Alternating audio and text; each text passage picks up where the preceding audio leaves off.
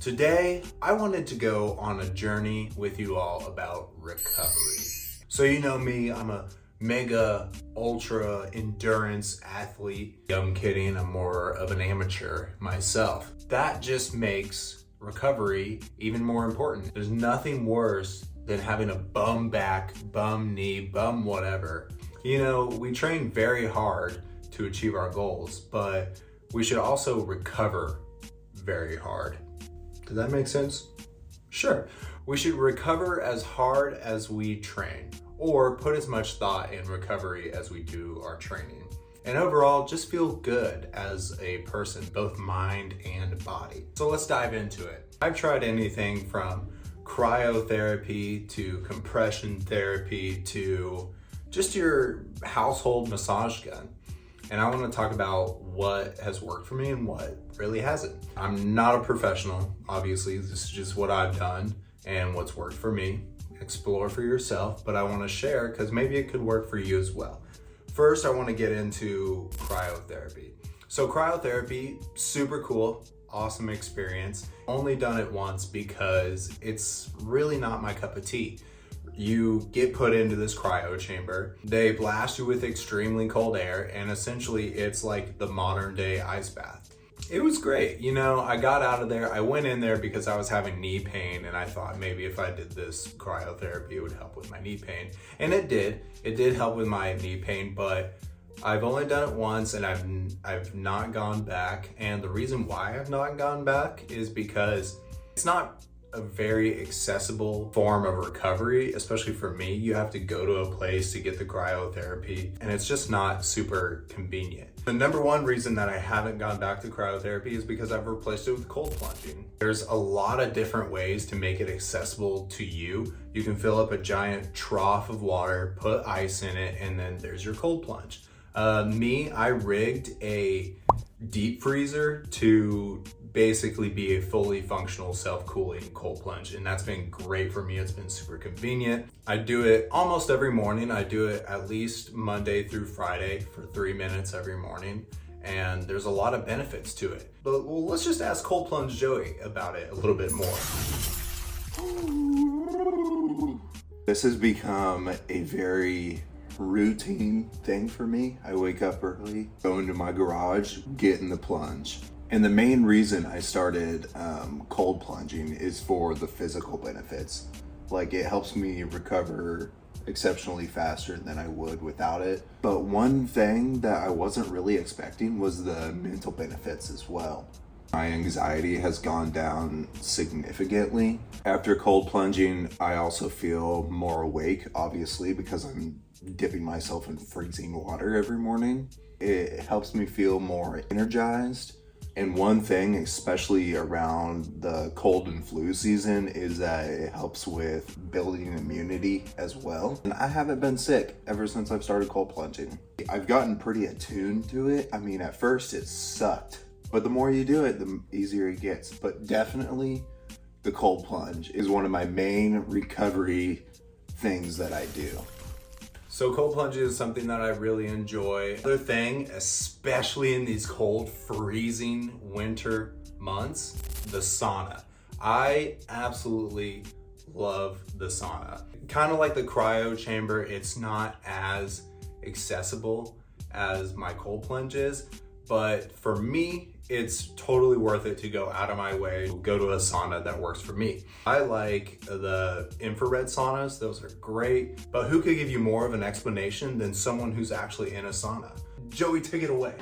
The sauna is probably one of my favorite things to do. It's just a nice place to go and escape and just sweat out everything for 45 minutes. I like the sauna because it helps me feel relaxed.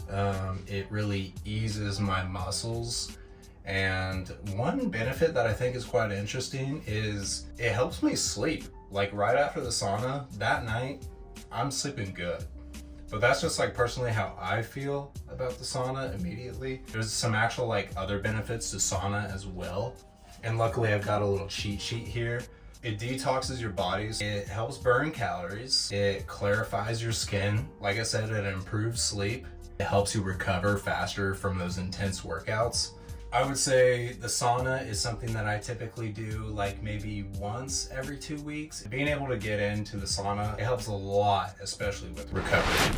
So saunas are obviously a hot topic, no pun intended. Yeah, pun intended. Something a little bit easier that I do is the massage gun.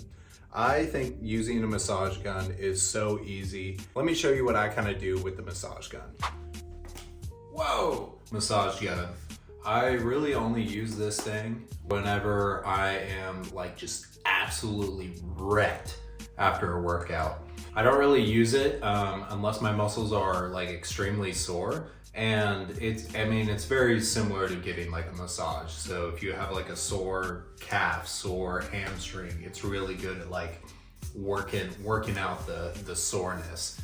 And honestly, I think it works fantastically. Really, I just like do this while I'm like watching TV or whatever. I hit both legs. This is the 5 setting, and I just, get in there. I think it just helps really get the blood moving.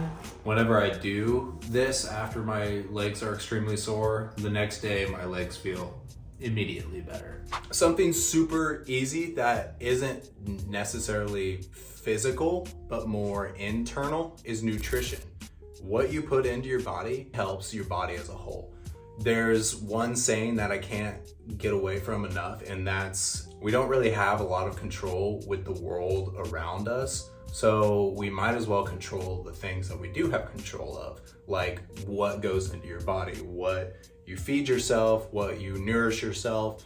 You only get one body, so you might as well treat it nice and nourish it and fuel it properly.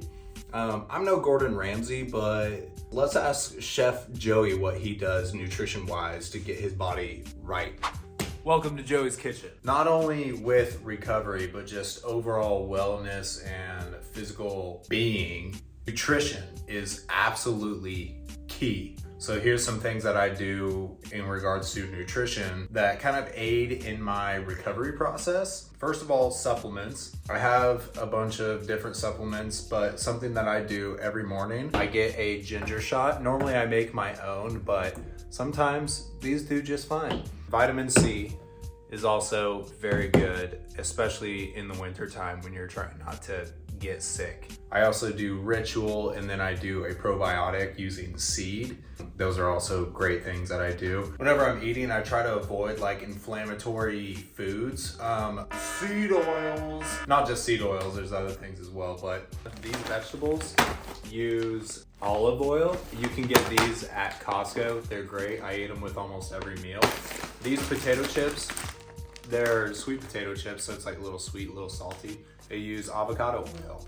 Seed oils are like literally everywhere. It's crazy. Try and find alternatives where you can, but talk about probiotics. Check out a good prebiotic soda.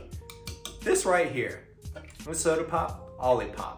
Fantastic prebiotic option. I don't drink any soda anymore. I drink Olipop or Poppy or any of these other prebiotic sodas. They're fantastic. Root beer, my fave. Absolutely great. But really, the biggest thing with nutrition is routine. Every now and then you want to mix it up like food, you want to switch up your meals. Just make sure you're like using good ingredients, not that garbage. Nourishing ourselves with good, nutritious things. We're going to live happy, long, healthy lives. And the number one thing, and that's rest. I've made rest my number one priority. And the reason why is because that time is really needed to do a full recharge reset of your body. Prioritize 8 hours a night. If I can't go to bed earlier, I try to wake up later. That time before bed is absolutely crucial as well. We use red lights to induce melatonin in our bodies. And then we try to stay off our screens, which I'm super bad about. Try to stay off your screens 30 minutes to shed-eye time. Just really priming yourself for sleep and getting good quality of sleep is super important when it comes to recovery. At least for me, I think ever since I've started prioritizing rest, it has exceptionally helped how I recover and how I perform as an average athlete. And these are just like the bigger things that I do for recovery. There are a lot of things that go into treating your body right. And luckily I haven't been seriously injured yet. And I think it really has something to do with how I recover and the things that I focus on when it comes to recovery. The biggest thing that I've learned as becoming like an endurance style athlete is that your body is a temple. You truly only get one body, so you might as well push your body to see what your limits are physically, but you also need to be recovering and focusing on nutrition to give your body the fuel it needs to reach heights that it's never seen before. All right, guys, this is what I do to recover and my recovery type routine. Let me know if you like it. Let me know if you think I'm doing something whack or something wrong. I really enjoyed doing this video, so if you want more, please let me know. I look forward to doing more videos like this. Let me know what your recovery routine is. Maybe there's something that I'm seriously missing here that I could be implementing. Regardless, guys, thank you always for tuning in. I appreciate you immensely, and I look forward to doing more. So if you're not already subscribed for more content like this, and like and comment what you want to see next. All right, thank you all. Have a good one. Peace.